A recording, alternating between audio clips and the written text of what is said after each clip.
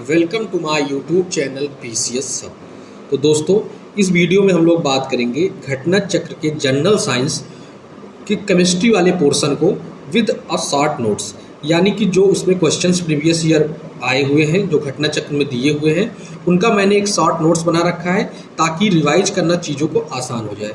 तो उस short notes के माध्यम से हम लोग धीरे धीरे करके केमिस्ट्री और फिजिक्स और बायोलॉजी तीनों को एक तरफ से पूरा कंप्लीट करेंगे और विद शॉर्ट नोट्स, यानी उसी का ये सार है।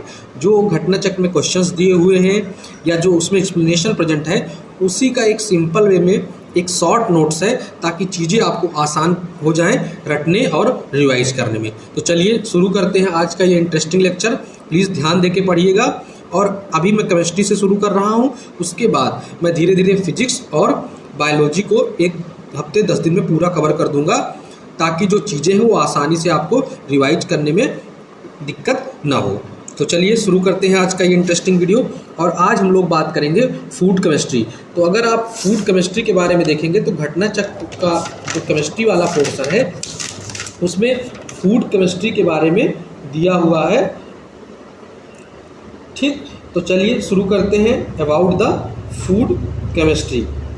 तो सबसे पहले अगर मैं बात करूं फूड केमिस्ट्री के बारे में तो उसमें आपको ये पता होना चाहिए अबाउट द रिड्यूसिंग एजेंट। तो अगर कार्बोहाइड्रेट, इसमें केवल सार है, इसमें पूरा एक्सप्लेनेशन नहीं है, केवल जो आपके एग्जाम के पर्सपेक्टिव से जरूरी है वही है, तो प्लीज़ उसी को ध्यान देके पढ़िए। अगर कार्बोहाइड्रेट को रिड्यूस किया जा रहा है टॉलेंस रिएजेंट के माध्यम से, if carbohydrate has been reduced with the help of Tollens reagent then silver mirror get form. तो सिल्वर मिरर का फॉर्मेशन होगा अगर कार्बोहाइड्रेट का रिडक्शन हो रहा है with the help of Tollens reagent. और अगर फीलिंग सोल्यूशन से हो रहा है तो रेड पीपीटी का फॉर्मेशन होगा if the reduction of carbohydrate is done with the help of Fehling solution. तो ये आपको पता होना चाहिए। नेक्स्ट, ये आपको पता होना चाहिए कि किसमें किस टाइप का शुगर पाया जाता है। तो अगर ग्लूकोज का पूछे तो आप लोग याद रखिए, तो डेक्सट्रोज उसका ऑप्शन होगा या तो ग्रेप शुगर, ग्लूकोज का डेक्सट्रोज या ग्रेप शुगर। फ्रुक्टोज का पूछे तो फ्रूट शुगर। एक क्वेश्चन आया हुआ है कि नेचुरल फ्रुक्टोज किसे कहते हैं, तो नेचुरल फ्रुक्टोज कहते हैं लेवुलोज को, लेवुलोज को हम लोग बोलते हैं नेचुरल फ्रुक्टोज। नेक्स्ट सुक्रोज, अगर पूछता है सुक्रोज किसे कहते हैं तो सुक्रोज में क्या पाया जाता है या उसे किस नाम से जानते हैं, केन शुगर या टेबल शुगर। जो चीनी हम लोग यूज़ करते हैं घर पे वो क्या होती है, सुक्रोज से बनी होती है, केन शुगर या जिसे टेबल शुगर बोलते हैं। लैक्टोज में किस शुगर पाई जाती है, कौन सी, that is milk sugar. Milk sugar is found is lactose. अगर पूछता है ग्लाइकोजन किस में प्रेजेंट होता है तो glycogen is present in animal star. ये सारे क्वेश्चंस आए हुए हैं, उन्हीं का ये एक शॉर्ट नोट्स है, तो इसको प्लीज ध्यान देकर पढ़ लीजिएगा। नेक्स्ट आइए देखते हैं, हाइड्रोलिसिस से रिलेटेड क्वेश्चन पूछा है कि सुक्रोज का हाइड्रोलिसिस करेंगे तो क्या उसमें से कंपाउंड बनेगा, माल्टोज का करेंगे, स्टार्च का करेंगे, तो उसको देख लीजिए। अगर हम लोग बात करें हाइड्रोलिसिस के बारे में तो अगर सुक्रोज का हाइड्रोलिसिस करते हैं तो ग्लूकोज और फ्रुक्टोज का फॉर्मेशन होगा। किसका फॉर्मेशन होगा, on the hydrolysis of sucrose glucose and fructose get form.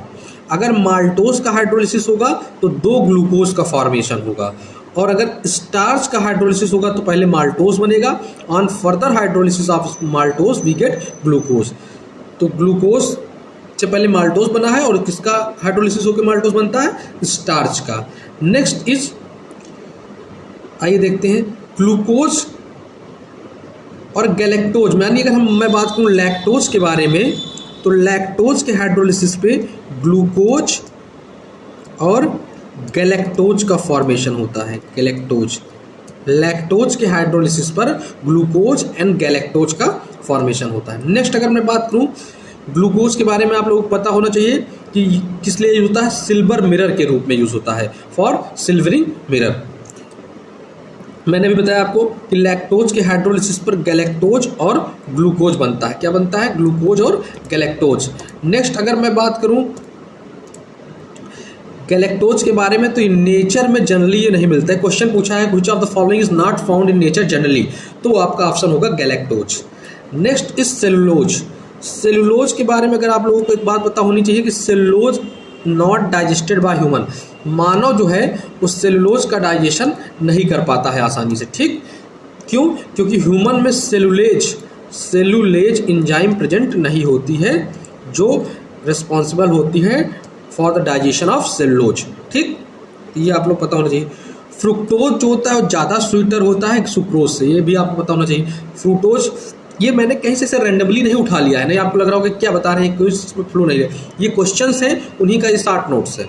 Fructose much sweeter than sucrose, sucrose से कम स्वीटर होता है, सॉरी ज़्यादा स्वीटर होता है fructose. Next is starch gives blue violet colour with iodine solution, I2 solution. जब I2 solution में अगर हम लोग स्टार्च को डालेंगे तो कौन सा कलर मिलता है? Blue violet colour. कैसा वायलेट होता है? ब्लू। कॉटन ऊल किससे बना होता है? कॉटन का जो ऊल है वो मिला होता है सेलुलोज। सेलुलोज क्या होता है? एक फॉर्म का वुड है जो कि रिस्पॉन्सिबल है या जिससे क्या बनता है? फर्नीचर। सेलुलोज अगर पूछता है क्या है तो सेलुलोज भी एक वुड है, लकड़ी ही है जो कि रिस्पॉन्सिबल होता है, जो कि यूज़ होता है बनाने में फर्नीचर में। अब हम लोग जानते हैं स्टोरेज मॉलिक्यूल्स। तो स्टार्च स्टोरेज मॉलिक्यूल्स के रूप में काम करता है प्लांट्स में, और ग्लाइकोजन किस में होता है? एनिमल्स में। Starch in plants and glycogen animals. Next is disease albinism. Disease albinism एक एंजाइम की डिफिशियंसी के कारण होता है जिसे हम लोग बोलते हैं टायरोसिनेज। टायरोसिनेज एंजाइम की डिफिशियंसी होने पर एक बीमारी होती है जिसे हम लोग बोलते हैं एल्बिनिज्म। क्या होते हैं? एल्बिनिज्म। ठीक, नेक्स्ट आते हैं, कुछ जान लेते हैं आर्टिफिशियल स्वीटनिंग एजेंट्स के बारे में। जो आर्टिफिशियल स्वीटनिंग एजेंट्स होते हैं उनके बारे में। तो सबसे पहले मैं अगर बात करूँ सैकैरिन के बारे में, तो सैकैरिन का केमिकल नेम होता है आर्थोसल्फोबेंजामाइड। आर्थोसल्फोबेंजामाइड जिसका केमिकल नेम होता है सैकैरिन का। और ये केन शुगर समझ रहे हैं, जो सुक्रोज होता है, जो शुगर केन से प्राप्त होता है, उससे 550 गुना ज़्यादा स्वीटर होता है। 550 टाइम्स स्वीटर देन होता है केन शुगर का। Next is aspartame. अगर मैं बात करूं एस्पर्टेम के बारे में तो सबसे ज़्यादा सक्सेसफुल यही हुआ है आर्टिफिशियल स्वीटनर, और सबसे ज़्यादा वाइडली यूज्ड भी यही होता है। कौन सा? एस्पर्टेम। और ये 100 टाइम्स क्या है? स्वीटर है than cane sugar. Next is alitame. Alitame के बारे में अगर बात करूं तो सबसे ज़्यादा जो स्वीटनर होता है वो कौन होता है? एलिटेम। हाईएस्ट पोटेंसी होती है स्वीटन करने की, किसकी? एलिटेम की। और ये 2000 गुना ज़्यादा स्वीटर होता है केन शुगर का। Next is sucralose. सुक्रोलोज के बारे में बात करूं तो ये जो है इसको केमिकली क्या बोलते हैं? Trichloro derivative of sucrose. तो सुक्रोलोज क्या है? ट्राइक्लोरो डेरिवेटिव है सुक्रोज का। नेक्स्ट अगर मैं बात करूं स्टीविया के बारे में, तो क्वेश्चन आया कि स्टीविया क्या है? तो एक नेचुरल स्वीटनर स्टीविया भी है। Stevia is also a natural sweetener. और एस्पर्टेम के बारे में आपको 2 चीज़ और पता होनी चाहिए। पहली चीज़ तो मैंने बताया कि सबसे ज़्यादा वाइडली यूज़ होता है और मोस्ट सक्सेसफुल है। मोस्ट सक्सेसफुल यही है और सबसे ज़्यादा वाइडली यूज्ड होता है। उसके साथ साथ आपको एक चीज़ पता होना चाहिए कि कोल्ड फूड्स और सॉफ्ट ड्रिंक में जो यूज़ होता है वो भी एस्पर्टेम, किसमें? Cold foods and soft drinks. और नेक्स्ट बात अनस्टेबल होता है कुकिंग टेम्परेचर पर। कुकिंग टेम्परेचर पर अनस्टेबल होता है और यूज़ होता है cold foods and soft drink. मैं ये सब चीज़ें क्यों बता रहा हूँ? क्योंकि क्वेश्चन आया था जिसमें पूछा था which are the following statement is true regarding the aspartame, और उसमें कुछ ऑप्शन दिए हुए थे, उनमें से कुछ एक ऑप्शन ये था, एक ये था और एक ये था।